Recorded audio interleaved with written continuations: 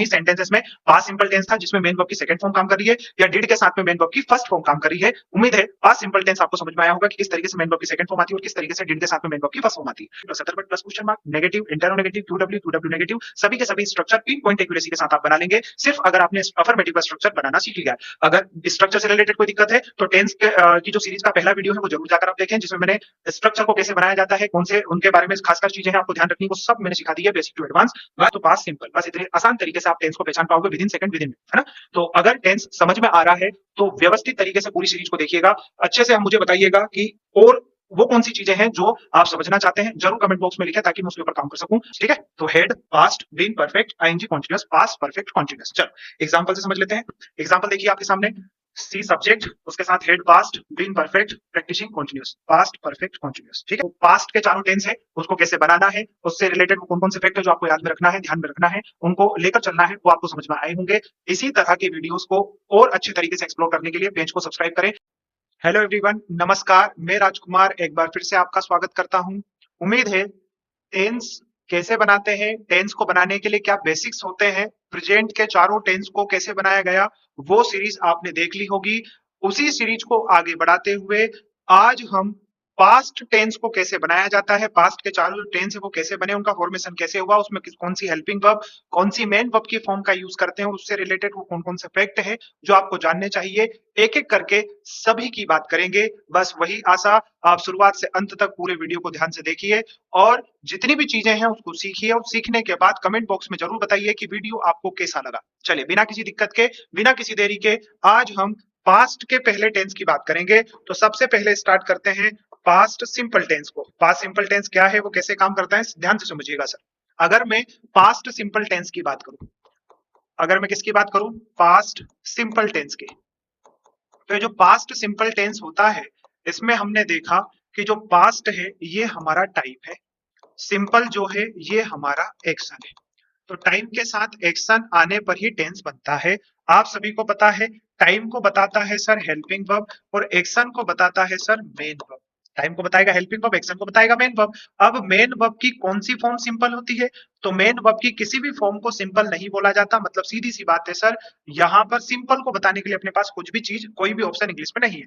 पर क्या प्रेजेंट को बताने के लिए अपने पास चीजें हैं क्या, पास्ट को बताने के लिए अपने पास फॉर्म्स है क्या, तो आप सभी को पता है कि पास्ट फॉर्म होती है मेन वर्ब की सेकंड फॉर्म। तो मतलब यहाँ पर जो हेल्पिंग वर्ब होगी ना, वो हेल्पिंग वर्ब ही किसका काम करेगी सर, मेन वर्ब का काम करेगी। और मेन वर्ब की किस फॉर्म को पास्ट फॉर्म बोला जाता है, तो मेन वर्ब की सेकंड फॉर्म को पास्ट फॉर्म बोला जाता है। तो अगर सब्जेक्ट के साथ में मेन वर्ब की सेकंड फॉर्म कहीं पर लिखी है तो दोस्तों आप समझ जाइएगा कि टेंस कौन सा बना है, पास्ट सिंपल टेंस। उम्मीद है चीजें समझ में आई होगी आपको कि यहाँ पर सर मेन वर्ब की कोई सी भी फॉर्म सिंपल नहीं होती। मतलब जो टाइम है वही मेन है, उसी को मेन वर्ब की तरह हमने यूज करा। और कौन सा टाइम था, पास्ट टाइम, और पास्ट टाइम को बताने के लिए मेन वर्ब की कौन सी फॉर्म आती है, सेकंड फॉर्म, इसलिए मैंने सेकंड फॉर्म का यूज करा। लेकिन जब मैं अफर्मेटिव से नेगेटिव स्ट्रक्चर बनाता हूं तो क्या नेगेटिव स्ट्रक्चर बनाने के लिए मुझे हेल्पिंग वर्ब के साथ नोट लगाना पड़ेगा, आप सभी को आता है। तो सर अगर हेल्पिंग वर्ब के साथ नोट लगाना पड़ेगा मतलब अब मुझे काम करना है हेल्पिंग वर्ब पर।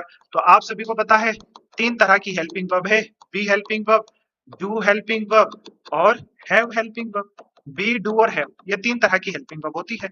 बी के साथ में फोर्थ फॉर्म आती है, डू के साथ में फर्स्ट फॉर्म आती है और हैव के साथ में थर्ड फॉर्म आती है। अब ध्यान से बातों को समझो, क्या मेन वर्ब की सेकंड फॉर्म किसी भी हेल्पिंग वर्ब के साथ नहीं आती, तो मेन वर्ब की सेकंड फॉर्म को किसी भी हेल्पिंग वर्ब के साथ आप नहीं लिख सकते। तो इसके निकटतम पड़ोसी कौन है, इसका निकटतम पड़ोसी है फर्स्ट फॉर्म। वो फर्स्ट फॉर्म किसके साथ आएगी सर, फर्स्ट फॉर्म आएगी डू के साथ में। तो क्या डू हेल्पिंग वर्ब का यूज कर दूं मैं यहाँ पर, अब बात को ध्यान से चलिएगा। डू हेल्पिंग वर्ब की फर्स्ट फॉर्म डू है, सेकंड फॉर्म डिड है, थर्ड फॉर्म डन है, फोर्थ फॉर्म डूइंग है और जो फिफ्थ फॉर्म है सर वो है डज। क्या है, पांच फॉर्म आपको पता है, ये इसकी फर्स्ट फॉर्म, ये इसकी सेकंड फॉर्म। तो क्या आपने को सेकंड फॉर्म की जरूरत है क्योंकि उसी को पास्ट फॉर्म बोला जाता है। तो सेकंड फॉर्म कौन है सर, डिड। तो यहाँ पर हेल्पिंग वर्ब के प्लेस पर मैं क्या लगा दूंगा, डिड। और आप सभी को आता है कि डिड के साथ में मेन वर्ब की कौन सी फॉर्म आती है, फर्स्ट फॉर्म। तो ये जो सेकंड फॉर्म लिखी है इसको फर्स्ट में कर देना है। अब बस इस तरीके से हमने काम कर दिया और स्ट्रक्चर बना दिया। देखो सब्जेक्ट, सब्जेक्ट के साथ में ये लिखी सर सेकंड फॉर्म, यहाँ पर भी सेकंड फॉर्म, यहाँ पर भी सेकंड फॉर्म, मतलब दोनों जगह टेंस तो बिल्कुल सेम ही है। डिड के साथ में मेन वर्ब की फर्स्ट फॉर्म का यूज करके जो पास्ट सिंपल है उसका नेगेटिव स्ट्रक्चर बना दिया जाता है। तो मेन वर्ब की सेकंड फॉर्म है तो पास्ट फॉर्म होने के कारण पास्ट सिंपल, डिड के साथ फर्स्ट फॉर्म है तो भी पास्ट फॉर्म होने के कारण प्रेजेंट, पास्ट फॉर्म होने के कारण पास्ट सिंपल टेंस बनेगा। ठीक है, उम्मीद है आपको समझ में आई होगी कि किस तरीके से डिड के साथ फर्स्ट फॉर्म आता है और किस तरीके से सेकंड फॉर्म आता है। चलिए एग्जांपल के थ्रू समझते हैं। यहाँ देखो, क्या सब्जेक्ट के साथ में मेन वर्ब की सेकंड फॉर्म लिखी थी, तो मेन वर्ब की सेकंड फॉर्म को हम पास्ट फॉर्म बोलते हैं, इसलिए टेंस जो बनेगा वो बनेगा पास्ट सिंपल टेंस। कौन सा tense sir? Past simple tense. अगला देखेंगे आप, डिड नॉट के साथ मेन वर्ब की फर्स्ट फॉर्म लिखी है सर, हैव, है ना, तो ये मेन वर्ब की कौन सी फॉर्म है? ये मेन वर्ब की फर्स्ट फॉर्म है। ये क्या है सर? ये डिड अपना जो है ये अपने को पता है सेकंड फॉर्म मतलब पास्ट सिंपल टेंस। डिड के साथ में मेन वर्ब की फर्स्ट फॉर्म आती है, कौन सा टेंस? Past simple tense. चलिए अगला काम करेंगे। A few passengers died. Died मतलब मेन वर्ब की कौन सी form sir? Second form. Main verb की सेकंड फॉर्म मतलब पास्ट फॉर्म, और पास्ट फॉर्म है तो टेंस कौन सा? Past simple tense. तो तीनों ही सेंटेंसेस में पास्ट सिंपल टेंस था जिसमें मेन वर्ब की सेकंड फॉर्म काम कर रही है, या डिड के साथ में मेन वर्ब की फर्स्ट फॉर्म काम कर रही है। उम्मीद है पास्ट सिंपल टेंस आपको समझ में आया होगा कि किस तरीके से मेन वर्ब की सेकंड फॉर्म आती है और किस तरीके से डिड के साथ में मेन वर्ब की फर्स्ट फॉर्म आती है। अगले टेंस की तरफ बढ़ते हैं। अगला जो टेंस है सर वो है past continuous tense. Past continuous tense को कैसे बनाते हैं? बहुत ही आसान तरीके से समझिएगा। अगर मैं पास्ट कॉन्टिन्यूस टेंस की बात करूं, तो पास्ट कॉन्टिन्यूस टेंस में जो पास्ट है सर दैट इज टाइम, जो कॉन्टिन्यूस है सर वो है एक्शन। किसी टाइम पर किसी एक्शन का होना ही टेंस होता है।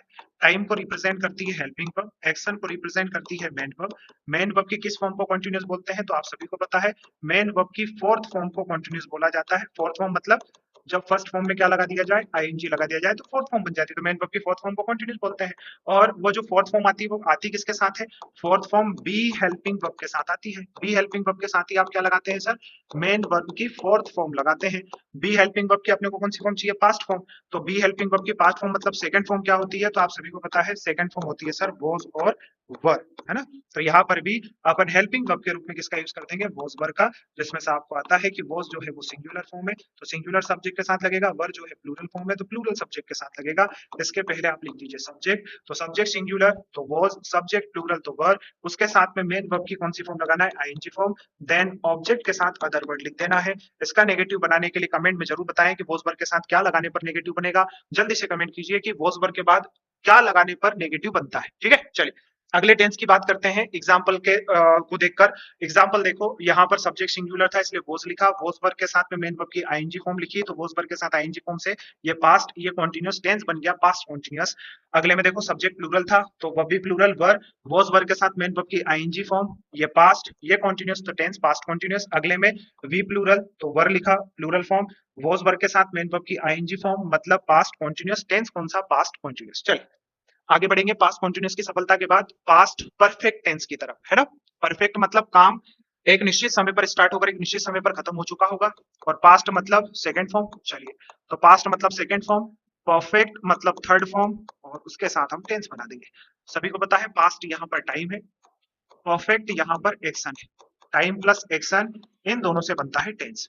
वही बात, टाइम बताएगा हेल्पिंग वर्ब, एक्शन बताएगा sir main verb. Main verb की किस फॉर्म को परफेक्ट बोलेंगे? अभी बताया थर्ड फॉर्म को। और थर्ड फॉर्म किसके साथ आती है? तो आप सभी को पता है थर्ड फॉर्म आती है हैव हेल्पिंग वर्ब के साथ में। हैव हेल्पिंग वर्ब के साथ ही थर्ड फॉर्म लगती है हर एक जगह पर। अपने को हैव हेल्पिंग वर्ब की कौन सी फॉर्म चाहिए? पास्ट फॉर्म मतलब सेकंड फॉर्म, और हैव हेल्पिंग वर्ब की जो सेकंड फॉर्म होती है वो होती है हैड। तो यहाँ पर हेल्पिंग वर्ब के रूप में आप यूज कर देंगे हेड का। हेड के बाद थर्ड फॉर्म लिख दो, उसके बाद ऑब्जेक्ट लिख दो, पहले लिख दो सर सब्जेक्ट, है ना। तो subject had main verb third, had मतलब पास्ट, थर्ड फॉर्म मतलब perfect, past perfect tense. Negative बनाना है तो आप इसके बाद क्या लगा दीजिएगा? नॉट। इंटरोगेटिव बनाना है मतलब हेड को सब्जेक्ट के आगे लिख देना, subject plus had plus third form plus object plus other word plus question mark. Negative, interronegative, Q W negative, सभी के सभी स्ट्रक्चर पिन पॉइंट एक्यूरेसी के साथ आप बना लेंगे, सिर्फ अगर आपने अफर्मेटिव का स्ट्रक्चर बनाना सीख लिया है। अगर स्ट्रक्चर से रिलेटेड कोई दिक्कत है तो टेंस के की जो सीरीज का पहला वीडियो है वो जरूर जाकर आप देखें, जिसमें मैंने स्ट्रक्चर को कैसे बनाया जाता है, कौन से उनके बारे में खासकर चीजें हैं आपको ध्यान रखनी, वो सब मैंने सिखा दी है बेसिक टू एडवांस। बस आप काम करेंगे इसके स्ट्रक्चर्स के बाद सेंटेंसेस पर। सब्जेक्ट सिस्टर था, इसी कारण से हेड लगाया, हेड के बाद में क्लीन लिखा, तो क्या हेड आप सभी को पता है पास्ट फॉर्म है, और जो क्लीन है थर्ड फॉर्म मतलब परफेक्ट फॉर्म है, तो जो टेंस बना वो कौन सा बना? पास्ट परफेक्ट टेंस, है ना। सब्जेक्ट, सब्जेक्ट के साथ had, had plus main verb की थर्ड फॉर्म। अगला देखा subject had plus main verb की थर्ड फॉर्म मतलब पास्ट परफेक्ट टेंस। अगले में देखा by the time subject I, I के साथ में आई रीच्ड द थिएटर। देखो आई, आई के साथ मेन वर्ब की कौन सी फॉर्म है? सेकंड, सेकंड फॉर्म मतलब यहाँ पर तो है सर पास्ट सिंपल। आगे लिखा the theatre the show, so head started दिखा हेड, आप सभी को पता है पास्ट फॉर्म है और जो स्टार्टेड है वो परफेक्ट फॉर्म है, तो जो टेंस बन गया वो पास्ट परफेक्ट बन गया। क्यों? क्योंकि ये सेकंड फॉर्म है और ये थर्ड फॉर्म है। सेकंड मतलब पास्ट, थर्ड मतलब परफेक्ट, तो टेंस बन गया पास्ट परफेक्ट। ये सेकंड फॉर्म थी मतलब पास्ट, तो पास्ट सिंपल। बस इतने आसान तरीके से आप टेंस को पहचान पाओगे with in second, with in minute, है ना।